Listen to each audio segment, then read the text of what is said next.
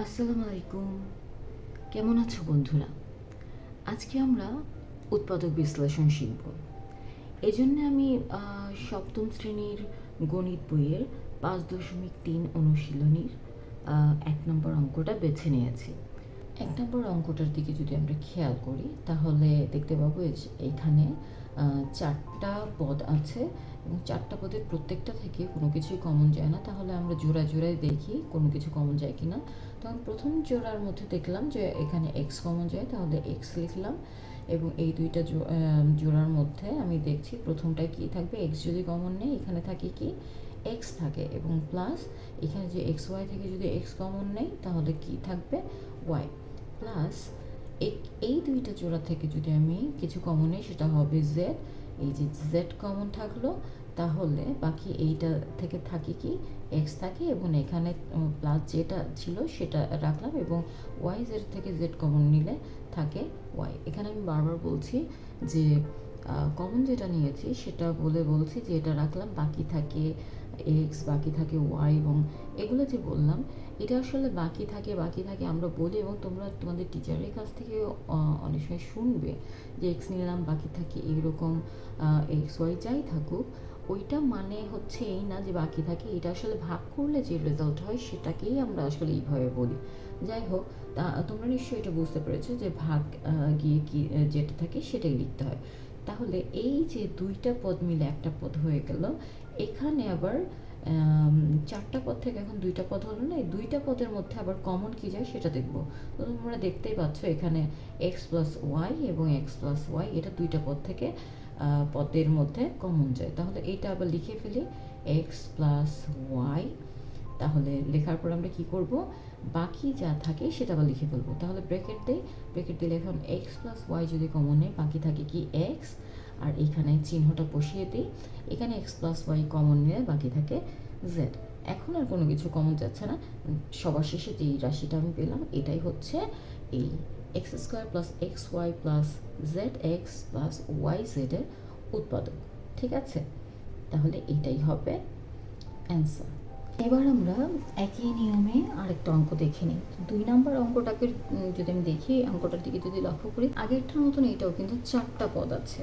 তো 4টা পদের ক্ষেত্রে আমি আগেই বলেছি যে দুইটা যে কমন যায় কিনা সেটা দেখবো। তো প্রথমেই যেভাবে অ্যারেঞ্জ করা আছে সেভাবে দেখা যাচ্ছে যে কোনোটা কমন যাচ্ছে না, তাহলে আমি দেখবো এটাকে অ্যারেঞ্জ করে কোনো কিছু হয় কি না।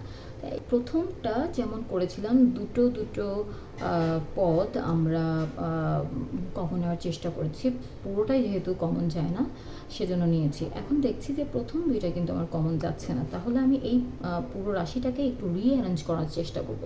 তো এইখানে এ আছে কিন্তু এইটার মধ্যে এ নাই, তাহলে এই দুইটার মধ্যে আছে, তাহলে যে কোনো একটা আমরা কি করব একটু এর পাশে আনার চেষ্টা করবো। তো আমি এইটা নেই, হ্যাঁ, তাহলে এটা নিলে কি হবে এ square plus A B plus C A plus BC. এইভাবে যদি আমি লিখি তাহলে আমি দেখো এখন দুটো পদের মধ্যে আমি দুটো পদ যদি আমি নেই তাহলে তাদের মধ্যে কমন যাচ্ছে। এইখান থেকে যদি প্রথম দুইটা পদের থেকে যদি আমি কিছু কমন নেই সেটা হবে এ, তাহলে এ নিলাম, তারপর কি করব ব্র্যাকেট দিব এবং এ কমন নেওয়ার পরে প্রথম যে পদটা আছে সেখানে থাকে কি এ থাকে, প্লাস এখানে এ কমন নিলে বাকি কি থাকে বি, প্লাস এখানে দুইটার মধ্যে কি কমন যায় সি কমন যায়।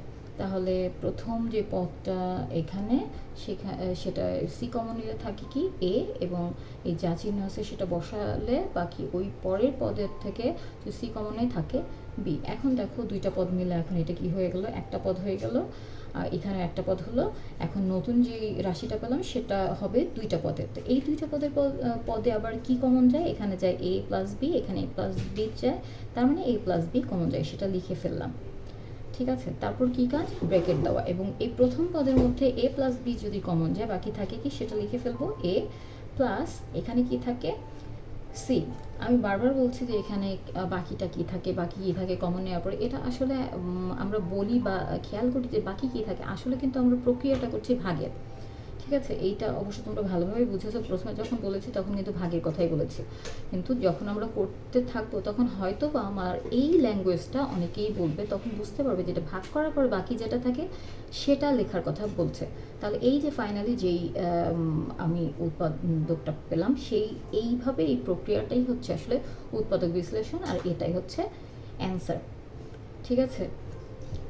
এইভাবে এই একই নিয়মের মতন আমরা এই অনুশীলনীর যেই অঙ্কগুলো করতে পারবো সেটা হচ্ছে তোমাদের এই অনুশীলনের 1, 2, এই যে যেই দুইটা দেখিয়ে দিলাম সেটা, এবং 3। এবং পরবর্তীতে আমি যেটা যাব সেটা হচ্ছে এইটার চেয়ে একটু ভিন্ন আরেকটা নিয়মে কিভাবে আর কি উৎপাদক বিশ্লেষণ করা যায়। যখন আমাদের কমন যাবে না, আমি প্রথমেই বলেছি, প্রথমে কমন যদি যায় তাহলে আমরা কমন দেখব, কিন্তু কমন যদি না যায় তাহলে আমরা দেখব যে সূত্রের প্রয়োগটা হয় কিনা। সূত্রই যদি না থাকে, তারপর 3টা যদি পদ থাকে তাহলে দেখবো আমরা মিডল টার্ম যায় কিনা। স্টেপ বাই স্টেপ তোমরা এই জিনিসগুলো খুব ভালোভাবে একটু খেয়াল করলে এই টাইপের অঙ্কগুলো মনে হয় করতে পারবে। যাই হোক, আমি আজকে তোমাদের এই 1, 2, 3 এই একই নিয়মের এই টাইপের অঙ্কর মধ্যে যদি কোনো সমস্যা থাকে তাহলে তোমরা অবশ্যই আমাকে কমেন্টে জানিয়ে দিতে পারো। আমি সেই অনুযায়ী তোমাদের সমাধানের ভিডিও নিয়ে আসার জন্য চেষ্টা করবো। তো আজকে এই পর্যন্ত, আল্লাহ হাফেজ।